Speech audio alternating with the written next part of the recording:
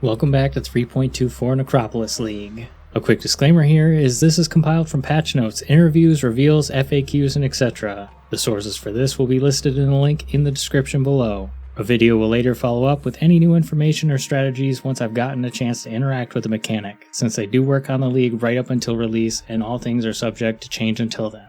The league looks fairly straightforward with the caveat that you can't ignore or skip it. Special monsters in each zone are haunted. The League NPC, the Undertaker, will give us the Lantern of Aramor, which enables an icon on the entrance to new zones. Clicking on it will show the affected monsters along with some modifiers. Hovering over these will provide you with more information on monsters like density, pack size, abilities, damage types. Arrow symbols should show variances from normal pack distribution for a quicker reference. The column on the right has modifiers that can be moved to affect different monsters, increasing their difficulty. These special haunted mods do have tiers that increase with zone level. Fully clearing these affected monsters in a zone increases the odds of the next zone having devoted monsters. Rather than modifiers making the monster more difficult, it instead grants you various rewards like increased XP or spawning our old friend, the Nameless Seer. It is important to note that this process is exclusive to the campaign, as maps will just have a random spawn of devoted monsters based on pack size, estimated at about 3 per rare map. Also important to note that entering or resetting a zone by waypoint does not give you access to the lantern, and will instead randomly choose the modifiers for you. Eventually you'll find Embers of the Allflame that can be stored in the space shown when you open the lantern. These modify your monsters by swapping them with a different mob with a specialty loot pool, but be aware the new mob will have the same pack size as the one you replaced. There is a monster level on these Embers, so hoarding them might not be the play here. And for you summoners, you can specter slain Ember monsters. Some monsters when slain will have Unresolved Anguish. When this happens, there will be an interaction to summon the Undertaker to take the body back to the Necropolis. In a party, the instance owner always gets the corpse, with each party member having a 50% chance to also get the corpse. The Necropolis is where all the corpses of slain monsters are stored,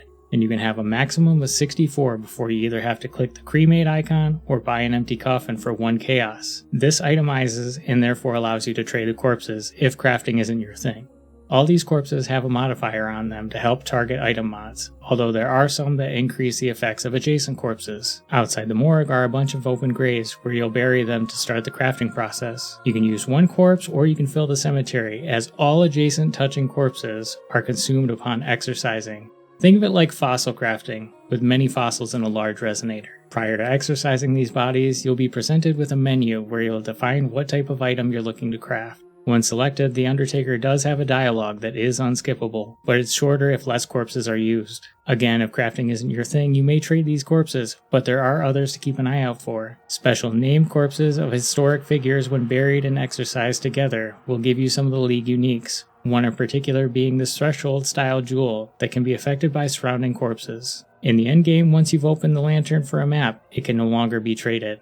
And as a change of pace, they've added 4 clusters spread apart that modify the League mechanic on the Atlas tree. So most of the complexity here seems to be focused on the crafting portion. But this isn't the end. Significant core changes have been made, but to keep it quick, I'll go for what you need to know. Affliction is not core. All the uniques, with the exception of that which was taken, are core drops now. The Atlas has gone through a pretty big change, one of the nicest being that you can unlock up to 3 Atlas trees that can be labeled and selected from the map device. 7th Gate is no longer available, as map crafts that used to rotate are now available once you unlock them through Atlas bonus completion. Wandering Path, Grand Design, and Growing Hordes has also been removed because nodes on the tree have been adjusted to grant you close to, if not 100% chance to get the content you want. Sextants, Compasses, and Master Missions have also been removed, the exception being Kirak, and instead their modifiers have been moved to Scarabs. These Scarabs now provide your Master Missions and various content modifiers based on a rarity of the Scarab rather than a tier. Each Scarab has a limit, meaning some of them can affect a map up to 4 times. Strongboxes have a minimap icon now, and can also roll modifiers granting Scarabs. Your Fragment tab has been adjusted to handle the 109 Scarabs. When not stored in your Fragment tab, they stack up to 20, along with all forms of Exalted Orb, Divine Orbs, Instilling Orbs, Regal Orbs, and Stack Decks. On the topic of Stack Decks, drop rates for Stack Decks have been decreased, while the drop rates for higher tier uniques have been increased up to 2.5 times. This is due to Stack Decks and Diviner Strongboxes no longer being able to give you boss drop uniques. This leads into a discussion of Ubers. Ubers are no longer accessible based off Atlas node, and instead have their own fragments that you must collect 5 to access their fight. These fragments are locked behind a new set of 5 Tier 17 maps, with more difficult modifiers, some shared with all those maps, not including the voided stuff. Be aware that not only the modifiers are difficult, as some of the mob types can be uniques from the campaign, like Brutus. The T-17s have their own sort of uber fights from bosses we've fought in the past, like the Citadel map containing Uhtred, who can summon other expedition bosses for help. The uber frags can drop from any of the T-17 map bosses, but certain fragments are weighted for certain map bosses. Many old uniques have been reworked and added to these drop pools. If you noticed I mentioned needing 5, your 5-slot map device will unlock on completing one of these T-17 maps. The Ubers have had their drop pools split as an incentive to fight them, along with a chance to get a newly designed unique on each of them. Now to get these T-17s, you'll drop them as you grind out T-16s, with each socketed Voidstone granting you a stacking increased chance per Voidstone. A T-17 cannot drop a T-17. Also important to note that certain maps can only drop certain T-17s, and they are affected by your Atlas tree, but cannot be corrupted as they are unmodifiable, so how they drop is how they are. They've also added more transfigured skill gems. Feel free to pause on any of these. 3 support gems have been added.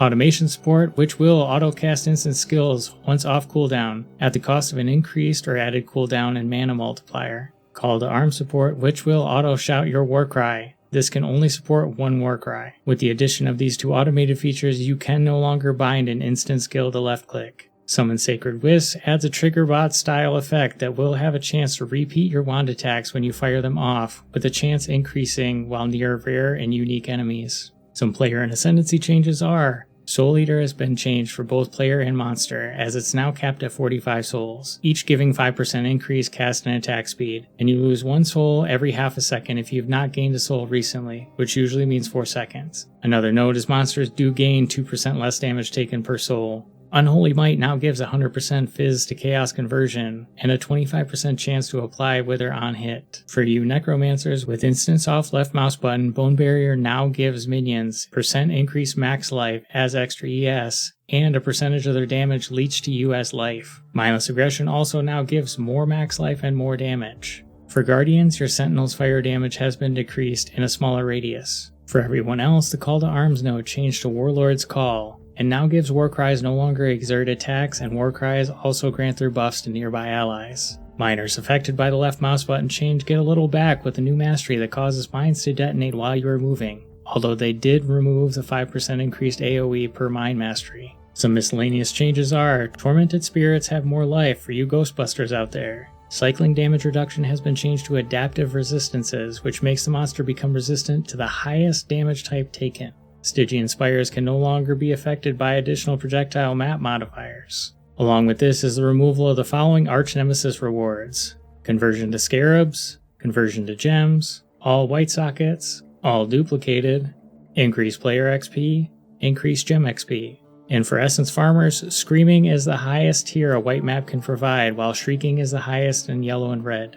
Synthesized maps can only drop from T14 or higher map bosses, and the Cortex map can only drop from synthesized map bosses or the Forgotten Invitation. Speaking of invitations, they no longer drop. Once you've witnessed the appropriate monsters, Kirak will provide you a dialogue option to craft and open the invitations. Betrayal bench crafts for quality over 20% have been removed. You can now vol your flask for a chance to get plus or minus 10% quality. Should also mention that Ruby, Topaz, and Sapphire flasks no longer have a less damage modifier taken on them, and instead have swapped back to giving max res and increased res. Ashling Benchcraft has been removed. Instead, they've taken the Veiled Chaos, changed it to the Veiled Orb, and given it the same behavior. These Veiled Orbs can only drop from Katarina. The Varici White Socket bench is also gone. Omens are back and inside rituals, so I assume Blanching is the replacement for that. With the removal of these, betrayal rewards have been reworked to fill in the gaps with specific Scarab rewards. Falling a map can no longer make it go unidentified. Instead, they've added more implicits that can roll. Some quick quality of life. Corrupted and mirror items can now be identified.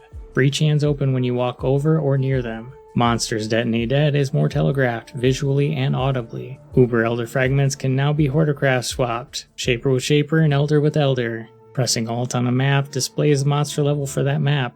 Holding Control and left mouse button when using crafting currency will repeat the effect until maximum effect or no currency remains. Control Shift left click will transfer all stackable items from one trade window to another. Portals can now be opened with a keybind so long as you have a portal scroll in your inventory. Once a Pantheon power has been upgraded on one character, your alternate characters in the same league will also have them unlocked so long as they've killed the core god. Using a Divine Vessel in the appropriate map will toggle the Pantheon power off for that character.